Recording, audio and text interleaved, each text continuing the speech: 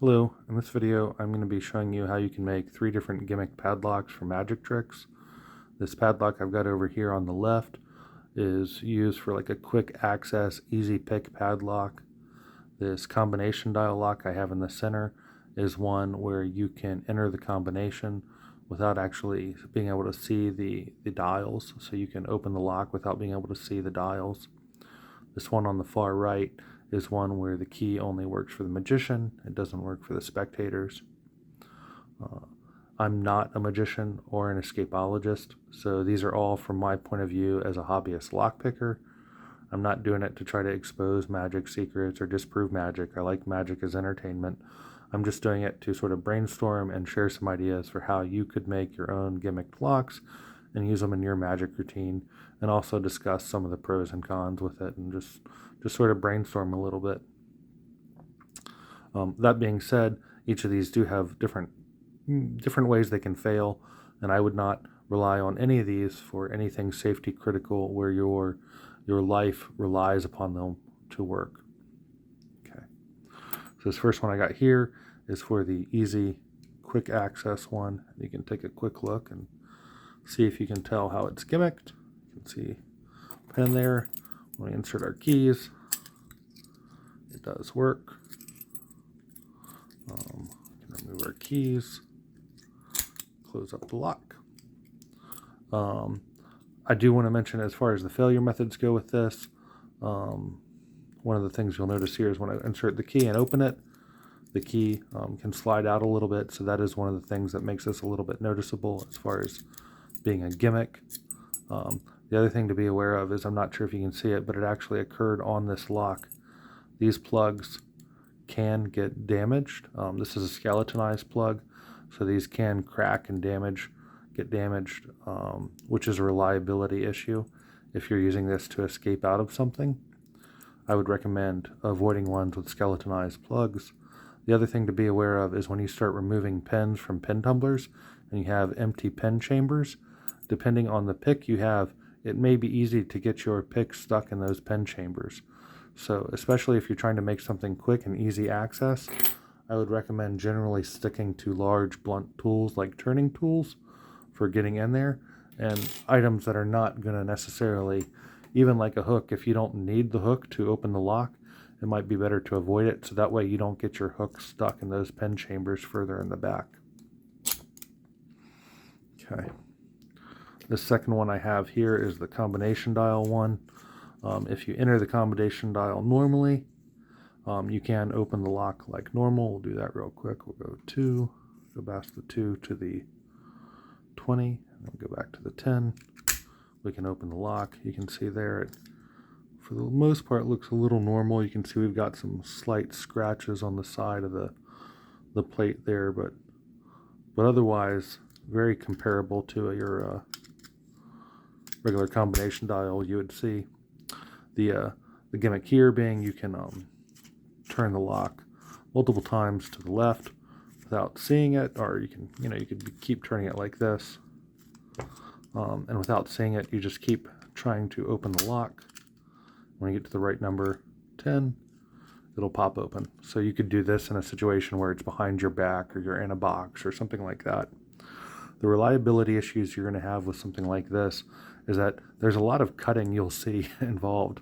We do a lot of cutting and grinding on the inside of this lock, and all of that wears down these parts, and it's possible we damage the parts such that they get jammed or stuck and we're no longer able to open the lock.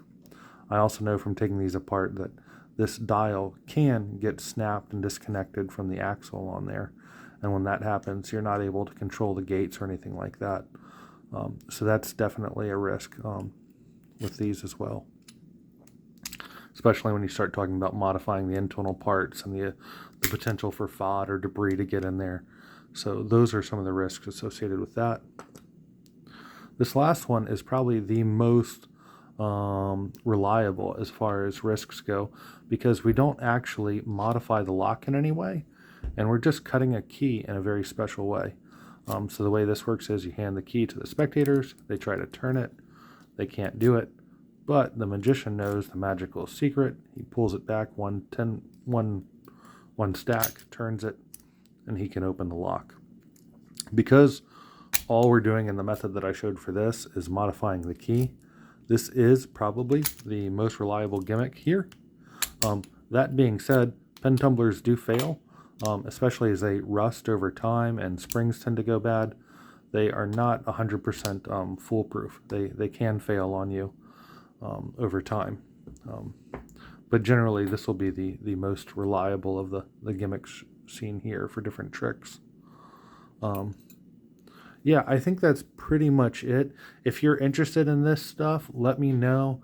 If you've got ideas for ways to do it better, if you have any questions about it, other ways to do things, let me know. If you're interested in seeing other locks or gimmicking other style locks, let me know. I do have some ideas for how to do it with handcuffs, but I didn't want to cut up my handcuffs right now. I've looked into how to do it with sesame style locks, with some of it looking like it's just generally more difficult. But yeah, if you're curious about it, let me know in the comments and we can talk about it and go from there. But for now, I'll just stop and I'll get into how you can make these. Thanks.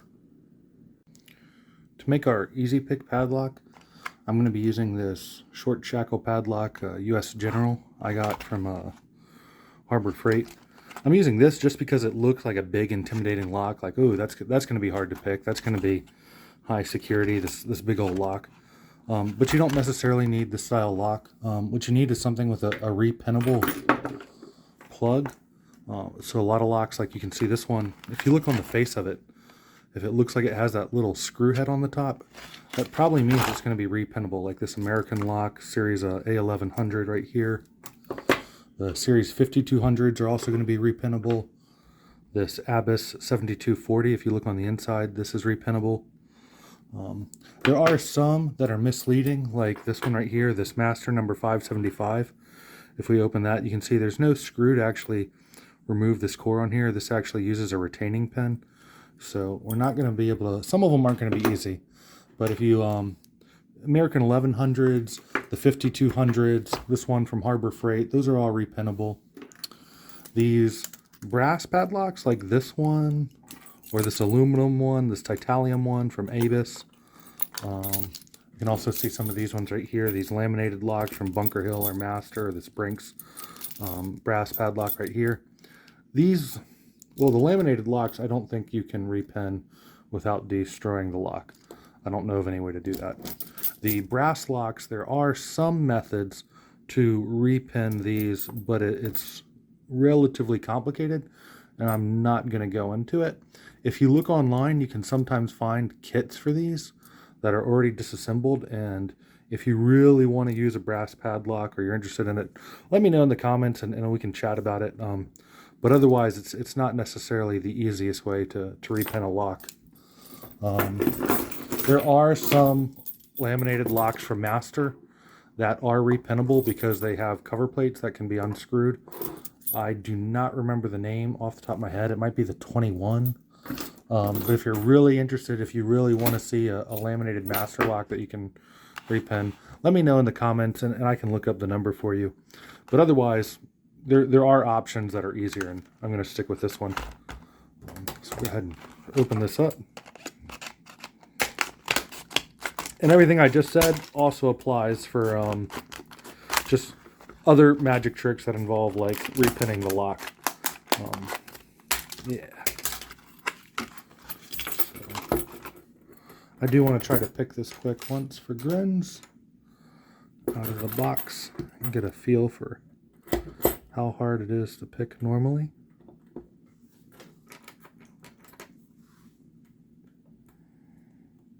Might want to use a deeper hook on this.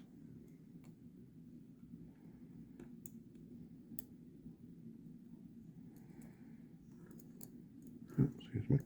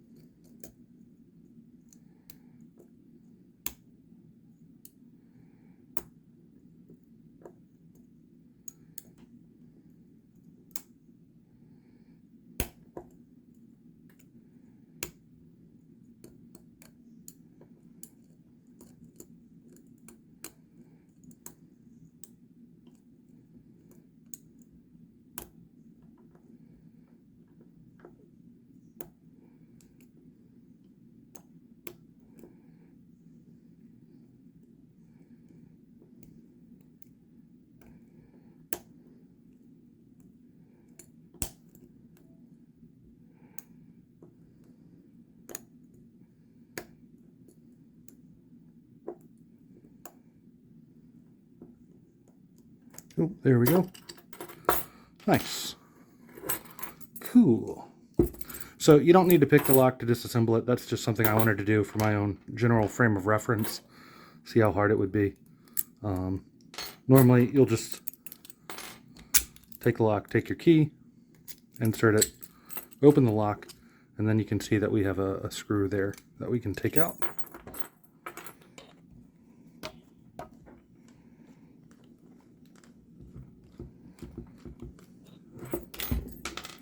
Cool. Now, and I will tell you, I haven't ever taken this specific brand lock apart, so I may fiddle with it a little bit. Okay. So here you can see we have our plug right there, and this is what we are going to take apart right here. Okay. So the way we're going to do this, we're going to take our key, we're going to put it in here, and we are going to rotate it. And I have a feeling this could be, yeah, this is a skeletonized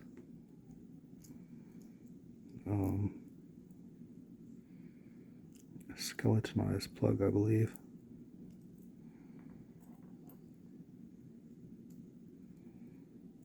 Yes, it is.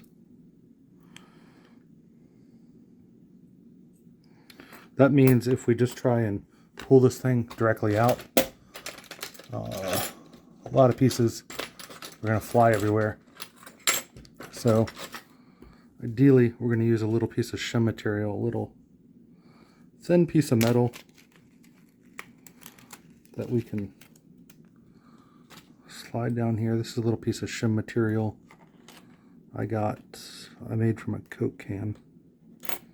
Hopefully it works fine for this. It's a little wide. May need to use the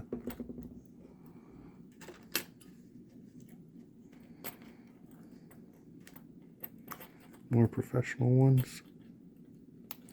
Yeah, let me go ahead and do that. Sorry. Gutting a lock for the first time. Well, not first time gutting a lock, but first time gutting this one. I don't want to damage it, so I'll show you all the proper way.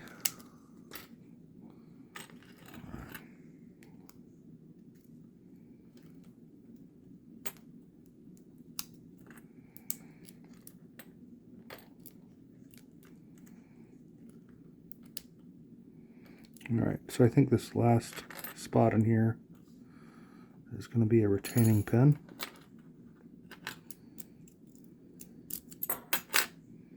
Yep.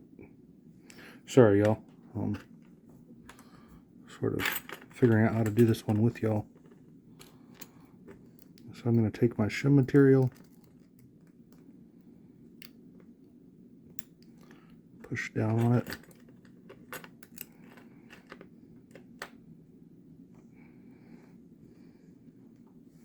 And I'm going to use a hook. I'm going to push up on that retaining pin, and I can push that shim material down into there. And I can insert my key. I can keep pushing that shim all the way down at this point.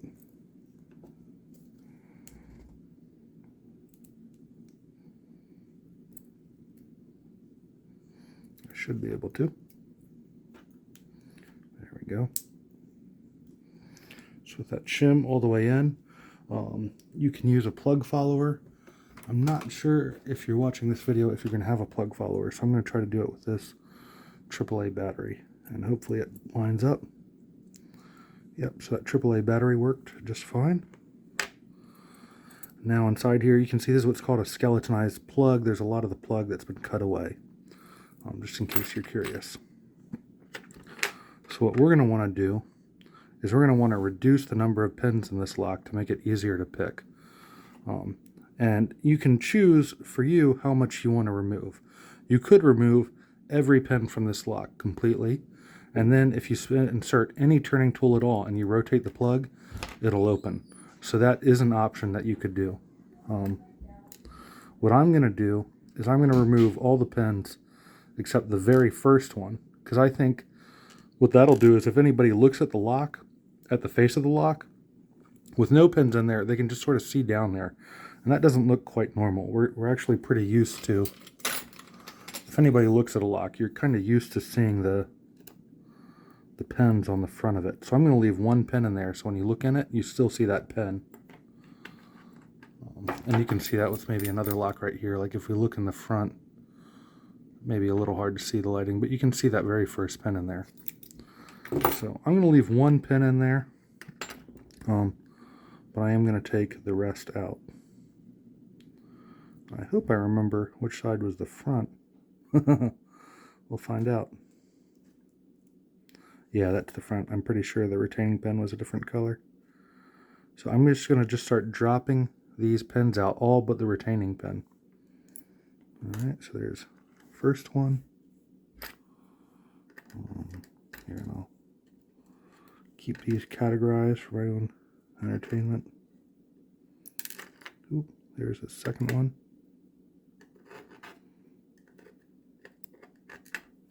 You don't need to worry about keeping track of them if you're not doing anything with them. There's the third one.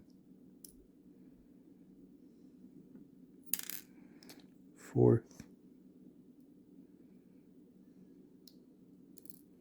And fifth.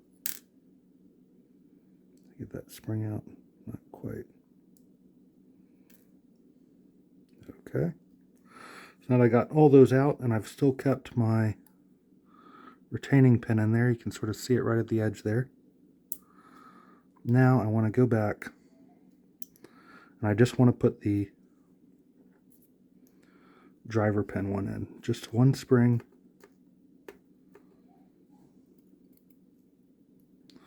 And one driving pin right here. Back in there. And now what I have is a lock that I'll just use one pin to open it. Just that very first pin. So make sure we have this key pin right here in the very front, like so. And then make sure you've got your shim material going down the front of this all the way through. It's going to keep this from breaking on you. And then you can slide this right back together. Like so. And remove your shim. And now you can see it doesn't rotate automatically. But if we insert the key, we can turn it like so. If we look at the front, we have one pin in there. Now we can put this back together. Earlier I messed up reassembling it, so I'm going to re-record that for you real quick. So what you're going to do is, when it's time to put the plug into the lock, you're going to hold it up like this with the lock opened, and you're going to take your plug with the keyway facing towards you, and you're going to drop it in there like so. And you're going to want the Bible to be this top piece right here facing to the right, just like that. When that's like that, you can then take your faceplate and drop it in there. And you can take this nut and drop it in there. Come around, take your screw and put it in there. And then screw everything together.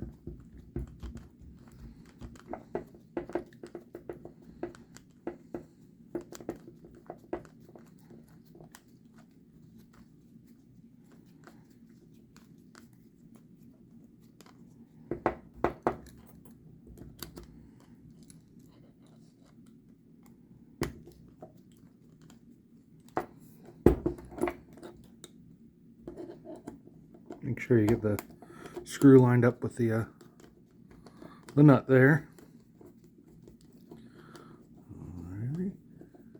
There we go. Alright, now that that's all tightened up, we now have our gimmicked quick pick lock. And we can take our key, and we can unlock the lock, remove the key. One thing to be aware of is when you insert the key, it will come out a lot more than usual because only one pin is actually retaining the key. So that is just something to be aware of with the lock once you've gimmicked it this way. If you were to insert no pins at all, the key would just slide right out even in the unlocked position. and any key would open it. With one pin, there is a strong chance that the lock can open before you get the key all the way in, like there, or that the wrong key will work. So be aware that when you only have one pin in there, there's a lot of other ways that this lock could potentially come open. You can pick it normally like I did with applying turning tool and a hook, and you can see it becomes much easier to pick open. I'm sorry, I might have gone off camera there. I'll do that again on camera, make sure I got it in the field of view. So you can apply your turning tool and your hook, lift it, you can see it picks open very easily.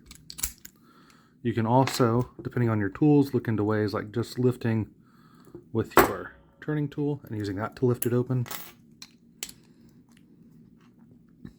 Oops, excuse me.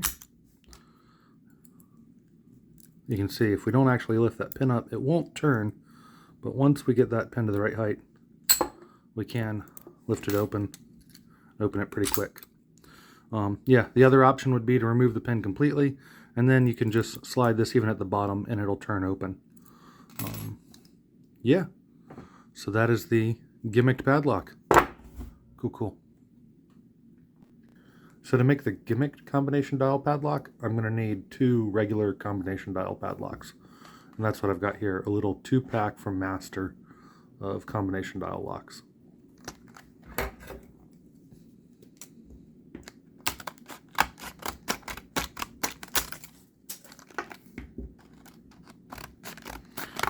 And as I go through, it'll make a little more sense why I need 2 of these locks.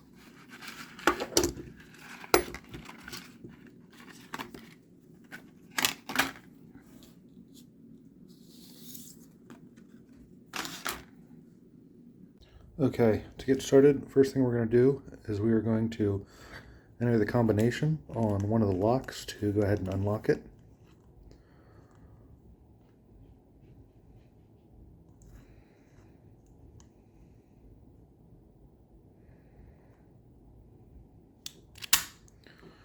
Once we have it unlocked, go ahead and peel this back piece off and just set it aside. What we're going to be doing here is we're going to be cutting off the housing here so that we can pull off this back plate without damaging it all. We want to keep that back plate looking completely unmodified. And we're going to eventually use that on this one to cover up the changes we make on this one.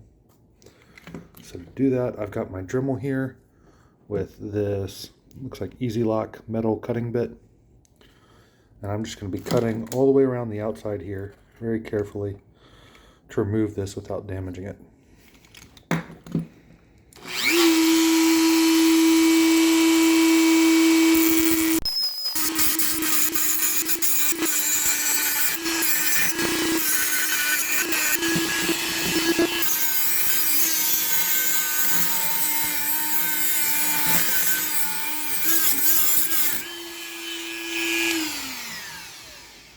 Okay, let's take a look and see if that's enough to pop this off.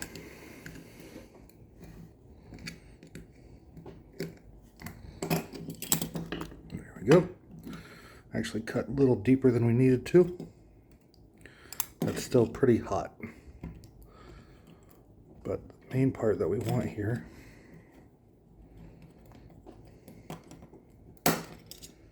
is this back plate right here. So now we have a back plate without damaging it. We'll set that aside. The other thing we have here is a disc to tell us where we need to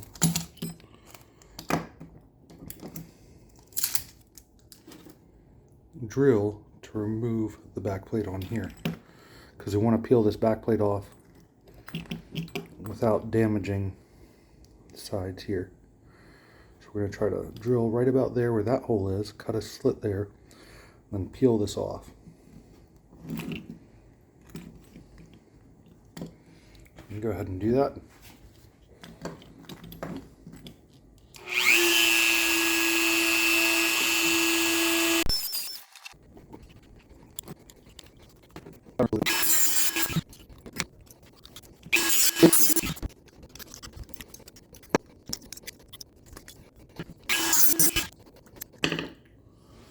Stand by. I'm going to see if I can find some pliers real quick to help.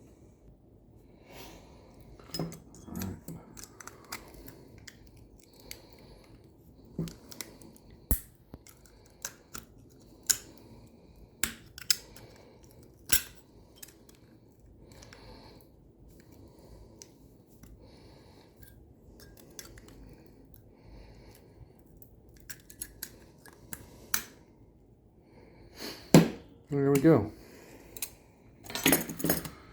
Now we have the back to one lock, and we haven't scuffed that up too much. And a plate that we can later lay on top of there once we get it all modified.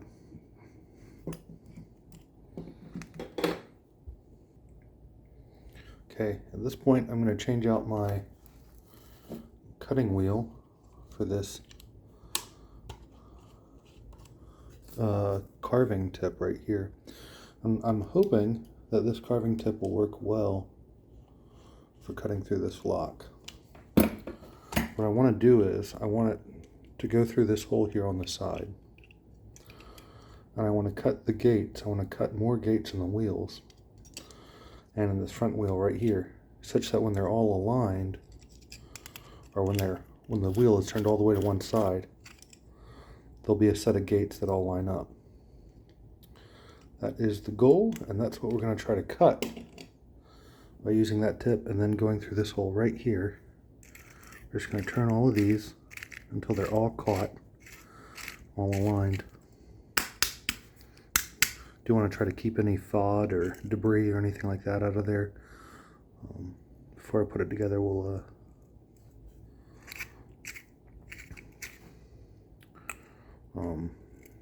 spray it out with some air.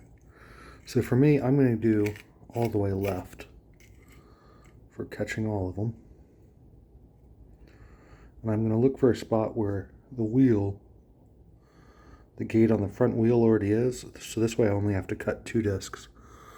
I'm not sure if you can see that here, but what I've done is I've lined up the gate for the very front wheel. That's this red wheel right here. So I've lined up the gate so it's off to the side like that. And now I'm going to use that cutting tip to cut through these other 2 wheels. And what that's going to do is, when I turn this right all the way, there's going to be a single position that the lock will open in when you've turned the wheel all the way to the right. Okay, so let me get this all lined up right there. And let's give this a shot.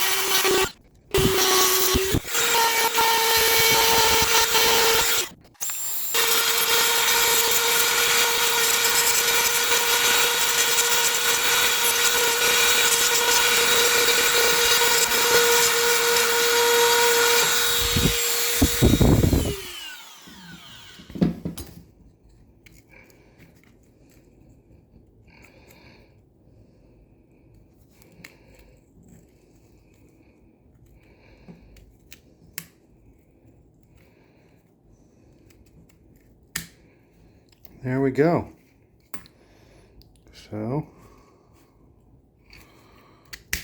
you can see here, if we go right multiple times, so we'll go Right a few times to reset it, then we go to the combination of 2, go back past 2 to 20, and then we can go back to 10. And you can see the original combination still works, but now we can also do this, where if we go left, just spin it multiple times to the left, and if we stop on 10, we can also open the lock. So that's pretty cool. That's our gimmick lock. So now we know no matter what the combination is or what position it is, we can keep spinning it left, and eventually we're going to be able to open it up. So that is the gimmick. So what we're going to do with this is, now that we've got that working, I'm going to take some dust off, and I'm going to try to clear out any junk that got in there.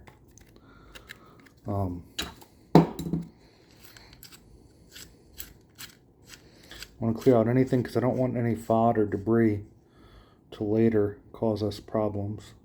So we're just going to spray everything out.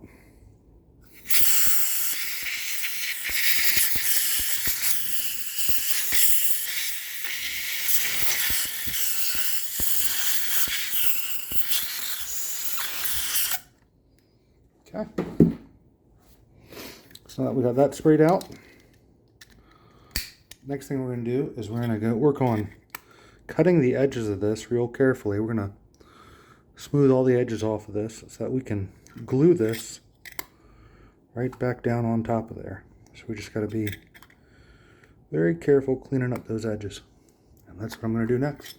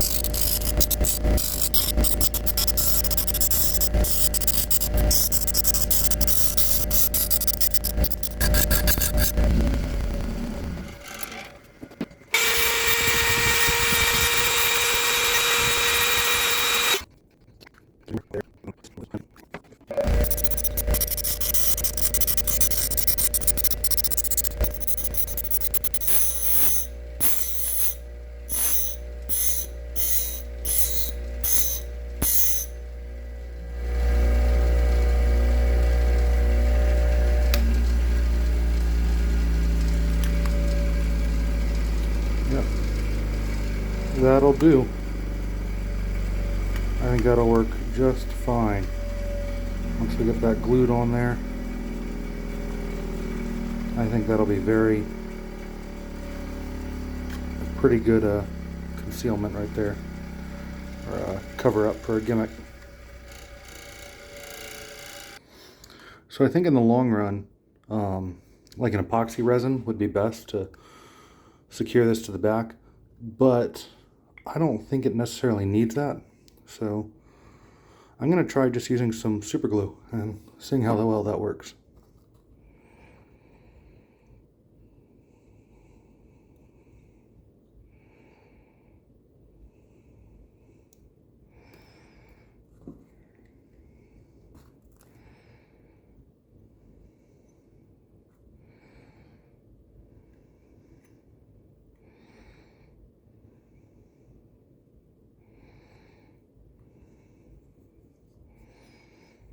It seems to be sticking pretty well right there.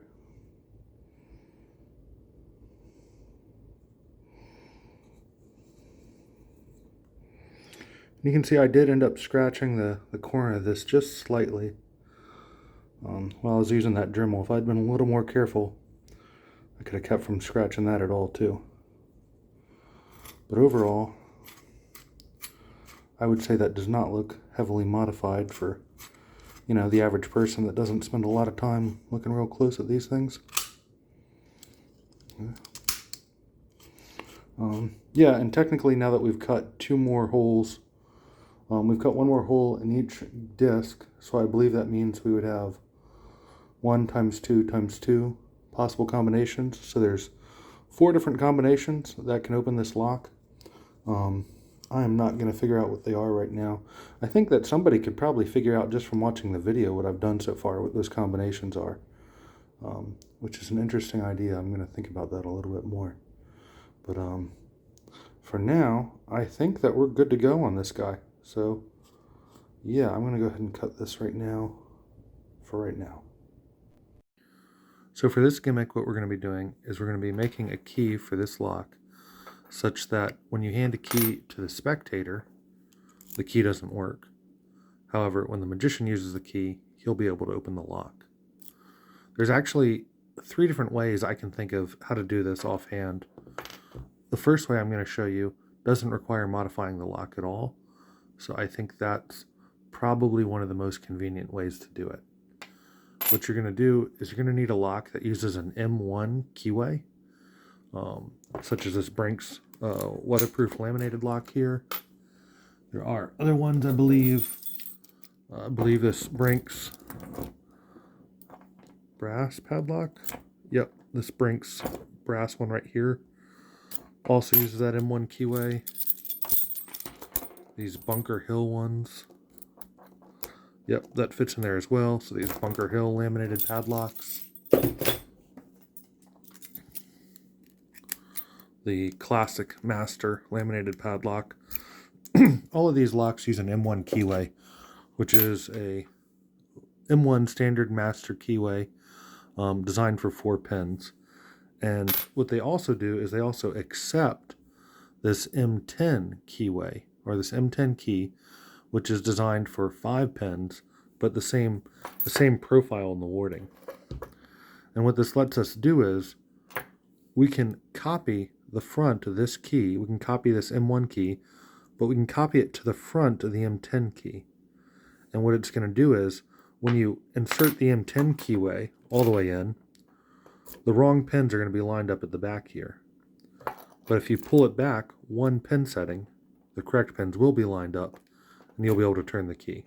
So you'll just have to pull the key back slightly, and then you'll be able to rotate it. The spectator could do this as well, and you know, if you show this to a locksmith or somebody like that, there's a good chance they'll figure it out pretty quick. But the average person, I don't think, will think about it too much. They're not, you know, unless they're really speculating the lock, they're probably not going to play with it and do those different techniques. So to do that, we just need to get ourselves a lock that uses the M1 keyway, like the ones I just showed you, and then you're going to want to buy a blank M10 keyway. And if you buy these Access Plus, I see these for sale a lot of places. It's going to be number 93.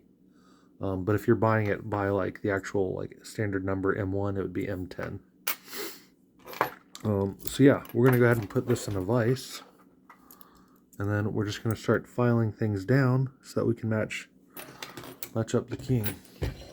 So let's adjust this and try to get this in a good spot for us.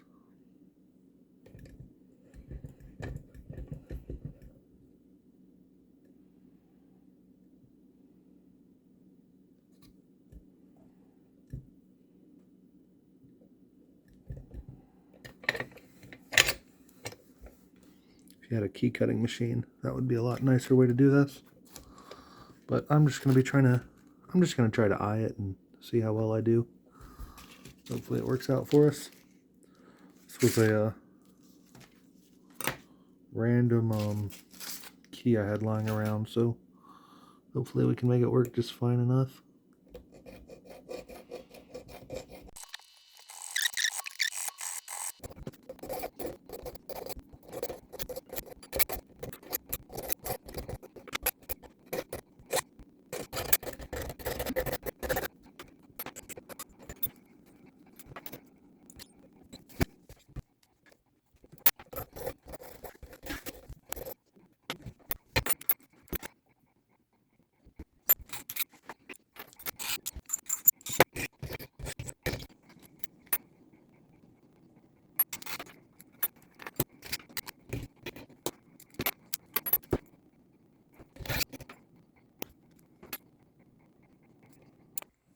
Okay, so I got that key filed down.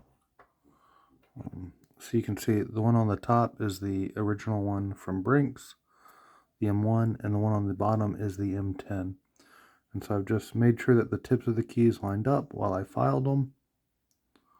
And I just took a file and filed them down to the biddings matched up.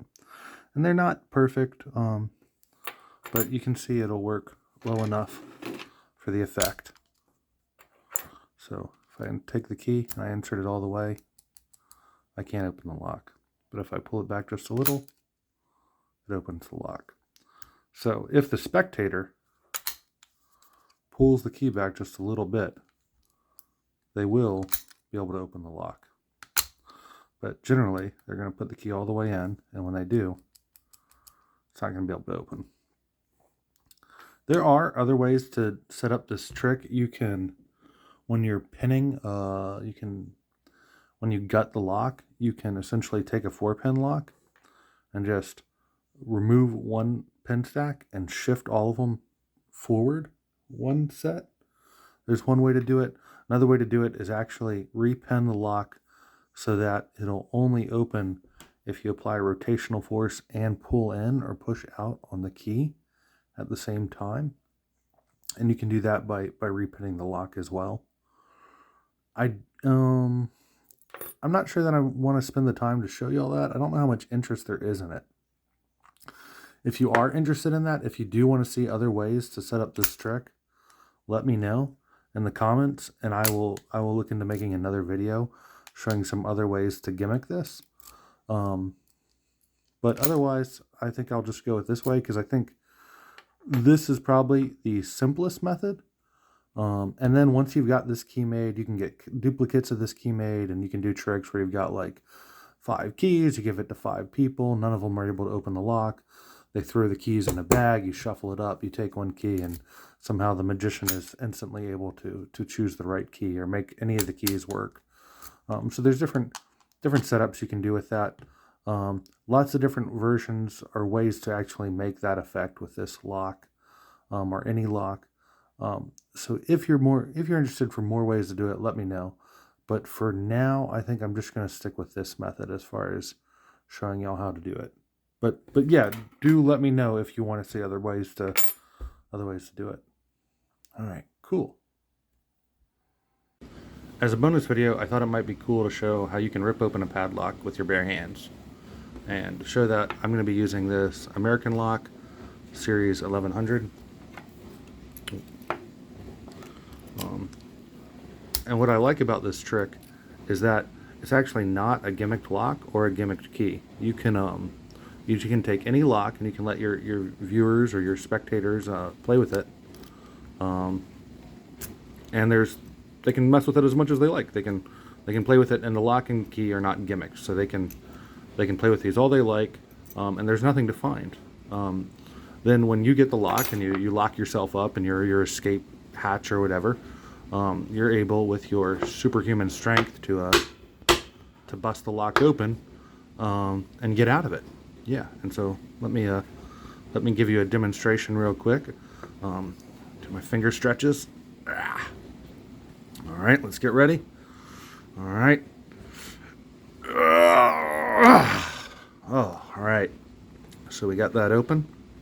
It was pretty tough, but you know, been practicing for years to build up the strength in my hands to do that. And so how do we do it? With that guy right there. It actually doesn't need to be this specific item, but all we're doing is we're taking something small and we're dropping it in that little recess on the bolt there, and we're preventing the locking paws from fully seating in the bolt, and that allows us to disengage the lock, and that's going to work on a lot of padlocks.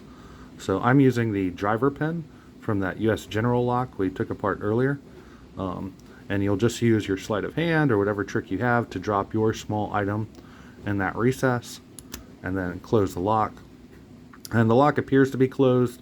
You can see it doesn't easily just pop open on its own, but if we take our hands, it's very easy to just pull it open like that. So yeah, that's one more trick. It'll work on a lot of different padlocks.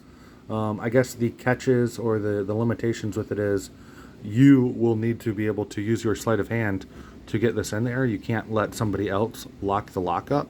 You couldn't let the police officer lock you up. You'd need to be able to get this in there. And then the other catch, I think, is that it's possible that you don't actually get this in there, that it falls out, that it rolls out when you don't notice it. And then when you close it, you may be unaware that you closed it without that in there, and that you actually have a genuinely locked lock at this point. With this particular American lock, this Series 1100, you can hear the difference. You can hear there's a strong snap when we're actually locking it, and when we drop this pin in, there's no strong snap like that. And that may be something you can use in your routine. It may not be reliable enough for what you're doing. But just a little bonus video in there for you. Yeah, and so that's everything. That's it. Thank you all for watching. I hope you enjoyed, and hope there's something in there you can use for one of your routines or shows. Yeah, so thank you.